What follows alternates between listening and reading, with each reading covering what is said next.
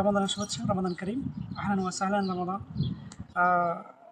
রমজান মাসে উপলক্ষে সৌদি সরকার থেকে একটা নিউজ আসছে, যেটা আপনাদের জানানো অত্যন্ত জরুরি। কেন বলছি, আমরা যারা ডোমেস্টিক ওয়ার্কার আছি, অর্থাৎ আমরা যারা হাউস ড্রাইভার, আমান মঞ্জিল, তাব্বাক মঞ্জিল যারা আছি, তাদের জন্য সৌদি বাদশার পক্ষ থেকে আমাদের রমাদানের একটা রহমতের মাসেই একটা বড় একটা নিউজ আসছে, যেখানে বলা হচ্ছে যে যারা ডোমেস্টিক ওয়ার্কার আছেন তাদেরকে চাইলে কপিল সরাসরি আর হুরুপ মারতে পারবে না। অর্থাৎ আপনার কপিল চাইলে আপনাকে সরাসরি হুরুপ মারতে পারবে না। সেক্ষেত্রে আপনার হাতে সময় থাকবে 7 দিন। অর্থাৎ আপনার কপিল যখন আপনাকে হুরুপ মারবে, সেক্ষেত্রে আপনার কাছে 7 দিন সময় থাকবে। 7 দিনের ভিতরে আপনি হয়তো দেশে চলে যাবেন, না হলে আপনি কাফারা করে নেবেন।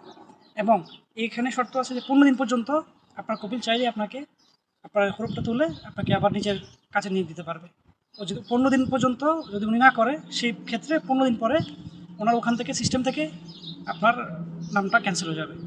এরপরে আপনি চাইলেই যে কোনো জায়গায় কাফালা হতে পারবেন, যে কোনো সময় 7 দিনের ভিতরে দেশে চলে যেতে পারবেন। এটা কিন্তু আমাদের যারা ডোমেস্টিক ওয়ার্কার আছে তাদের জন্য বিশাল সুযোগ। অর্থাৎ এখন চাইলে কফি সরাসরি আমাদের হুরুপ মারতে পারবে না। হুরুপ মারলেও আমাদের কাছে 60 দিন সময় থাকবে। 60 দিনের ভিতরে আপনি চাইলে কাফালা হতে পারবেন, চাইলে দেশে চলে যেতে পারবেন।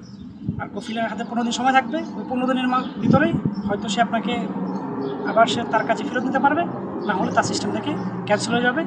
এটা যে আমাদের জন্য কত বড় একটা সুখবর, যারা আমাদের ডোমেস্টিক ওয়ার্কার আছে, হাউস ড্রাইভার, আমার মসজিদ, তারপর মসজিদ সহ এই বিষয়ে যারা আছেন তাদের জন্য এটা রমাদানের একটা রহমত বলা যায়।